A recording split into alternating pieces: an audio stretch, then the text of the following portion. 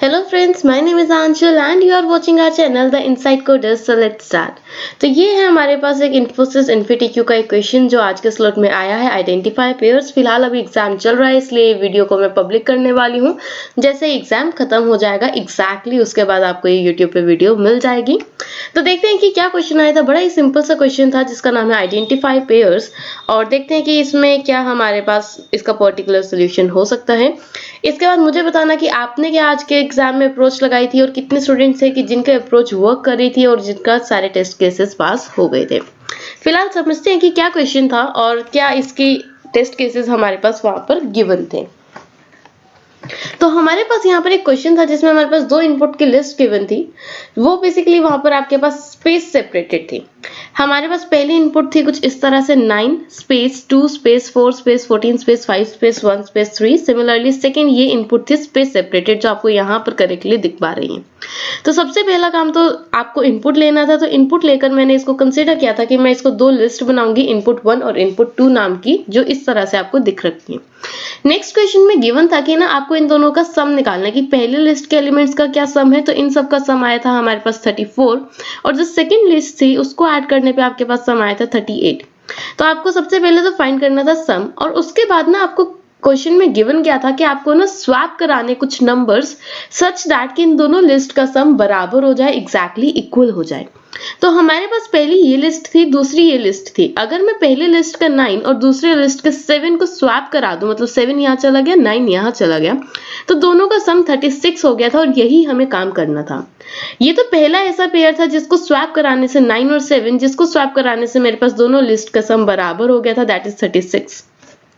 Similarly हमें उसके सारे पेयर्स निकालने थे। कौन कौन से ऐसे पेयर्स एग्जिस्ट करते हैं जिनके थ्रू हमारे पास सम दोनों लिस्ट का बराबर हो जाए।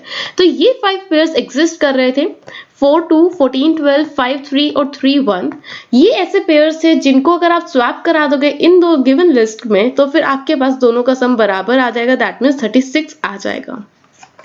अब थोड़ा सा क्वेश्चन में ट्विस्ट क्या हुआ था कि इतना क्वेश्चन तो हर कोई निकाल लेगा। इन्होंने क्या ट्विस्ट निकाला, वो कहते हैं कि सारे पेयर्स को लिख लो, इन सबका प्रोडक्ट कर लो, प्रोडक्ट मतलब मल्टीप्लाई कर लो। तो ये आपके पास इन सबके प्रोडक्ट आ गए थे। नेक्स्ट इन्होंने क्या कहा कि उन प्रोडक्ट्स को अलग कर लो जो इवन है। तो इवन कौन से हैं, 8 और 168 इवन थे। तो इवन प्रोडक्ट्स को अलग कर लिया और जो बाकी के बचे दैट मीन्स वो ओड हैं, तो उन ओड प्रोडक्ट्स को अलग कर लिया। तो इवन प्रोडक्ट कौन सा था, सबसे पहला था 8, तो उसका पेयर कौन सा था 4 और 2, जिससे हमारे पास प्रोडक्ट क्या आया था 8। फिर ऐसे 168 किस किस का प्रोडक्ट आया था, 14 और 12 का प्रोडक्ट आया था। सिमिलरली जो ओड वाले बचे उनको भी इसी तरह से हमने लिख लिया। तो क्वेश्चन में गिवन था कि आपको आउटपुट किस तरह से प्रिंट करानी है। बस सबसे पहले ये इवन वाले जिनका प्रोडक्ट इवन आया था और फिर जिनका प्रोडक्ट ओड आया था। तो इवन ये वाले नंबर से, ओड ये वाले नंबर से, तो इन सारे नंबर्स को आपको कोमा सेपरेट करके प्रिंट कराना था।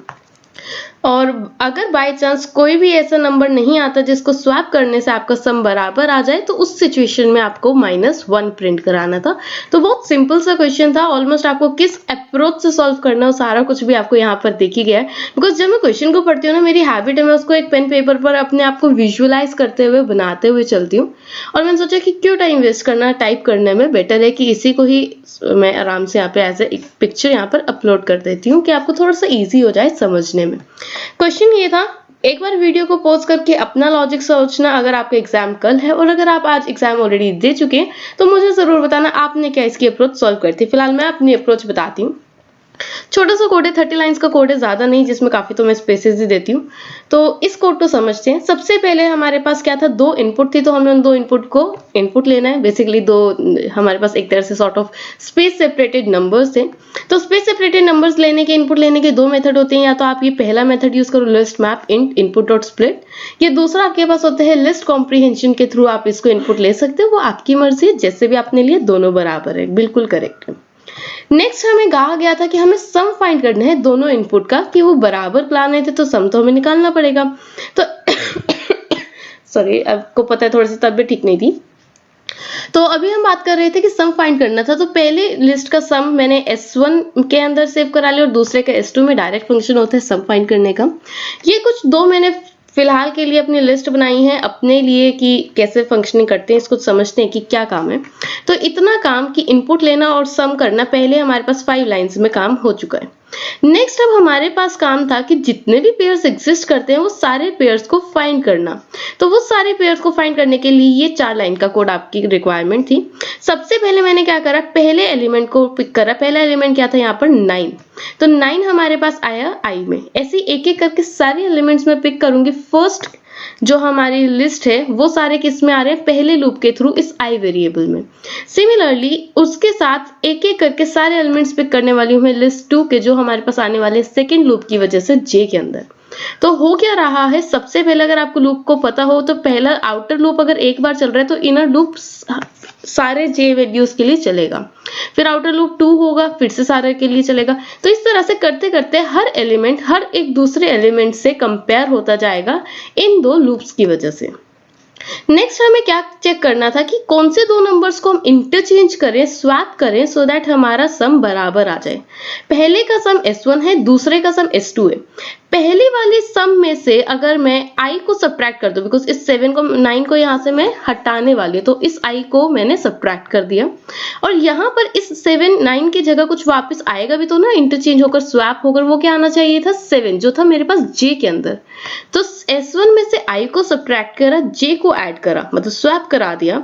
तो क्या वो बराबर है जो सेकंड सम था S2, उसमें जो ये i यहाँ से सब्ट्रैक्ट करा था वो यहाँ पर ऐड कर दिया, जो j यहाँ पर ऐड करा है वो यहाँ से हमने सब्ट्रैक्ट कर दिया। सिंपल सा लॉजिक है, i यहाँ से यहाँ पर आ रहा है, j यहाँ से यहाँ पर आ रहा है, तो जहां से जा रहा है वहां पे सब्ट्रैक्ट करो और जहां पर आ रहा है वहां पर ऐड कर दिया। तो ये बेसिक सा लॉजिक था, इससे आपके पास सारे पेयर्स आ जाएंगे जो जो इस इफ कंडीशन को सेटिस्फाई करेंगे। तो जो जो इस इफ कंडीशन को सेटिस्फाई कर रहे थे मैंने क्या करा, आउटपुट नाम की लिस्ट के अंदर उनको अपेंड कराते गई। तो आई जे के पेयर्स मैंने इसमें अपेंड करा लिए। तो ये सारे पेयर्स अभी तक फिलहाल मेरे पास आ गए। बट जैसे मैंने बात बताई थी कि क्वेश्चन में थोड़ा सा ट्विस्ट था। ट्विस्ट क्या कहता है कि आपके पास अब सारे पेयर्स आ गए, बट आपको डायरेक्टली ऐसे नहीं प्रिंट कराना 9 7 4 12। आपको किस तरह से प्रिंट कराना, इनका प्रोडक्ट फाइंड करो, देखो कि किस किस का प्रोडक्ट इवन है, उनको पहले प्रिंट कराओ। जैसे 8 और 168 पहले प्रिंट होंगे। तो उसके लिए मैंने क्या करा, एक हमारे पास, क्योंकि मैंने ये टपल्स के फॉर्म में इस आउटपुट लिस्ट में इसको अपेंड कराया था, तो इन टपल को कैसे एक्सेस करते हैं, for i, j in output. तो एक एक करके एलिमेंट पिक होकर आएगा। पहला एलिमेंट i इस i वेरिएबल में जा रहा है, दूसरा वेरिएबल इस j में जाएगा। हमने चेक करा उन दोनों का प्रोडक्ट क्या होता है, मल्टीप्लाई करना, उसको डिवाइड करके देखा, मॉड्यूलस निकाला उसका 2 से कि क्या वो इवन है या नहीं। अगर तो वो इवन है तो एक और मैंने लिस्ट बनाई थी लिस्ट 1 नाम से, उस लिस्ट में उस i और j दोनों को मैं अपेंड कराती गई। तो इस तरह से जब सारा लूप खत्म हो गया तो जितने भी इवन वाले थे जैसे 8 और 168, इनके पेयर्स हमारे पास अपेंड हो चुके हैं।